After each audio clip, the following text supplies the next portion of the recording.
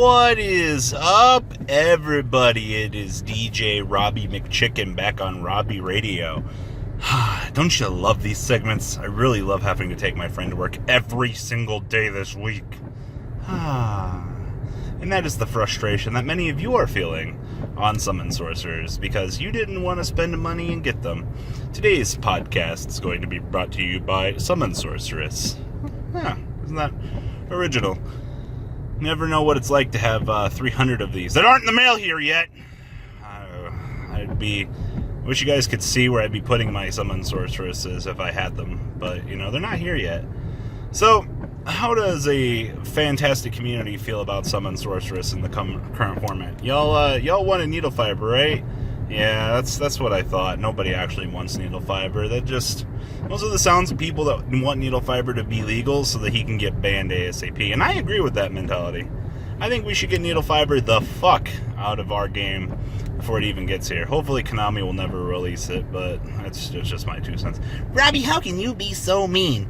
Needle fiber needs to exist so I can play my combo degenerate deck. Just play your current degenerate deck. It's fine. A couple things are going to happen. One, they'll release fucking needle fiber at some point where it's totally worthless, or they'll actually release needle fiber and it'll be hog shit broken. No matter what happens, needle fiber is still a very degenerate card no matter the situation. So there is that. But the important thing is Summon Sorceress is coming soon. Everybody started kind of getting their copies in the mail already. It's going just fine and dandy. Everybody's all happy. And then you're like, oh, wait a minute. When's it legal again? Yeah. You're going to have the card in the middle of fucking May, and that shit ain't going to be legal until fucking July. What kind of shit is that? I got my one Wakanda joke in for this radio podcast. But the point is, so you gave us Summon Sorceress. You couldn't allow it to be legal for the WCQ because people were going to be complaining about a degenerate card in their metagame. Isn't that what Goki is? And to the one guy that keeps commenting on all my videos, how do you beat the Goki lock? Motherfucking raw sphere mode. Y'all forgot about that card? I'm sorry. Gamma seal away the Trigate. Try to play the game.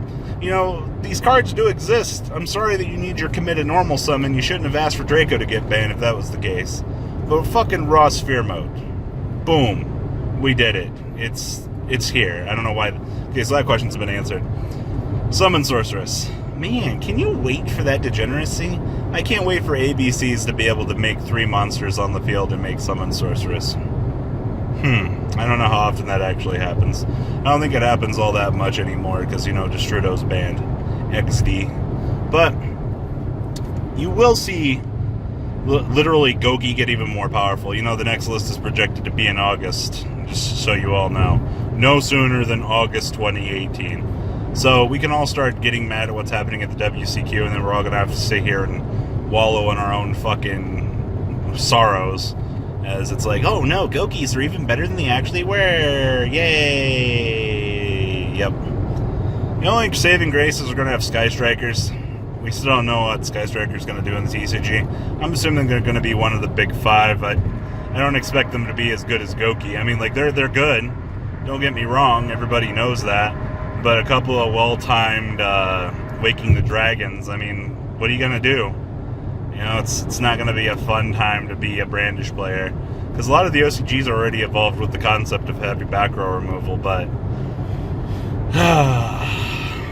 don't you guys love subtopics inside of subtopics? Okay, so Summon Sorceress's market price right now. Been selling copies at 30 a piece, no problem. They're moving relatively well. That's absolutely fine and dandy with me.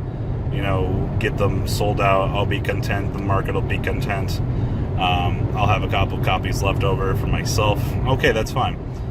For those of you that didn't pick up Shonen Jumps, I would give some serious consideration. And by some serious consideration, I think the time right now is I wouldn't feel bad about spending $30 on a Summon Sorceress.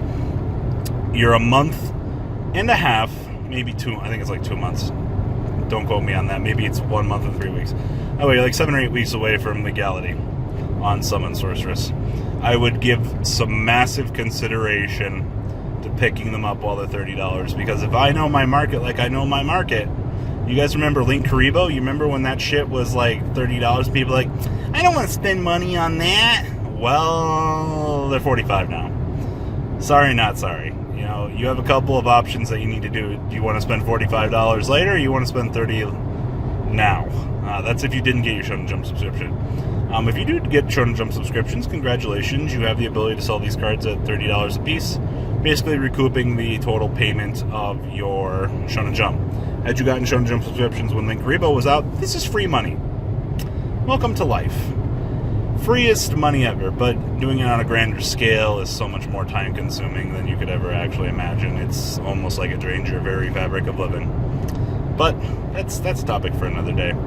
But you need to make up of your mind now what you're going to do. If you need a Summon Sorceress, don't be that guy that's caught with his pants down 7-8 weeks from now, when Summon Sorceresses are up even higher than they actually were on release, because I will tell you, that is going to happen. There's absolutely no way. I'm already kind of shocked that this card isn't $45 already, I'll be honest with you. But then again, most of the community is already like, ooh, candy. You know? These cards will maintain some sort of essential value. And there's absolutely no way that these don't, because Summon Sorceress is that insane. Like, you all thought Goki combo was crazy. Right now, wait until we get Summon Sorceress, and then you can cry yourself to sleep as your opponent even further combo extends off of you. Because being able to resolve a Goki off of Isolde into our friend Summon Sorceress, oh, abso-fucking-lutely. You know, DJ McChicken knows about his fucking McGangbangs. You know, it's one of my favorite foods to go and fucking construct myself. That or going to Taco Bell and getting 3 soft tacos, and going to Wendy's and getting a cheesy baked potato, making myself a nice little baked potato taco salad. You know, shit's really good. But that's what Summon Sorceress is going to do to the game of Yu-Gi-Oh! She's literally going to kind of come in, mash up the current format, and you're going to have a really bad time just because of what's going to be happening. So, like I said, don't be caught with your pants down. Make your decision now or be punished later. And for those of you that have Summon Sorceresses, you also have a decision you need to make. Do you sell them now and get your quick 25, 30? Or do you say, fuck diddly yuck, and just say, screw it, I'm going to hold on to it and try to get my maximum $40-some value?